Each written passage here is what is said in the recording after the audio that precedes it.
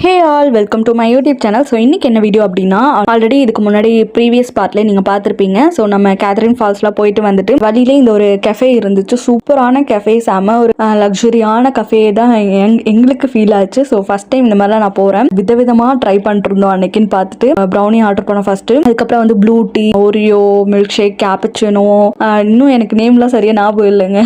மே மந்தில் எடுத்தது. ஸோ இன்னும் எனக்கு நேம்லாம் ஞாபகம் இல்லை. பட் சூப்பராக இருந்துச்சு. வியூஸும் செமையாக இருந்துச்சு. எப்படி மூவிலலாம் காட்டுவாங்களா அந்த வியூவில் ஒரு காஃபி குடித்தா எப்படி இருக்கும் அந்த ஒரு ஃபீல் கிடச்சிச்சு. நான் ஆர்டர் பண்ண காஃபியுமே சூப்பராக இருந்துச்சு. இது வந்து கோத்தகிரிக்கு போகிற வழியில் தான் இருக்குது இந்த கஃபே ஷாப்பு. ஸோ நீங்களும் போனீங்கன்னா மறக்காமல் மஸ்ட்டு ட்ரை பண்ணி பாருங்கள். அதுக்கப்புறம் நாங்கள் வந்து வீட்டுக்கு வந்துட்டோம். வீட்டுக்கு வந்தால் இந்த பேனர்லாம் கழட்டி வச்சுருந்தாங்க. ஸோ ஜூமில் பார்க்கறதுக்கு இன்னுமே செமையாக இருந்துச்சு. அப்புறம் நாங்கள் வந்து அந்த 1 வீக் ஃபுல்லாகவே நாங்கள் செம்ம ஜாலியாக இருந்தோம். ஸ்நாக்ஸ்லாம், டோனட்ஸ்லாம் அன்றைக்கி ஆர்டர் பண்ணியிருந்தாங்க. அதெல்லாம் சாப்பிட்டு கேமு தான், சரியான கேம் தான் நாங்கள் விளையாண்டுட்டே இருந்தோம். சூப்பராக இருந்துச்சு. அந்த 1 வீக் வந்து செம்ம என்ஜாய் பண்ணி நான் வாழ்ந்துட்டு இருந்தேன் அந்த கோத்தகிரியில். ஊட்டியில் நம்ம போகணும் அப்படின்னு எக்ஸ்பெக்ட் பண்ணிட்டே இருப்போம்ல, அந்த 1 வீக் வந்து நான் ஊட்டியில் இருந்த ஃபீல் தான் எனக்கு. ஸோ கோத்தகிரிக்கும் ஊட்டிக்கும் பெருசாக டிஃப்ரென்ஸ் இல்லை. நான் அந்த லைஃப்பை வந்து என்ஜாய் பண்ணிருந்தேன்.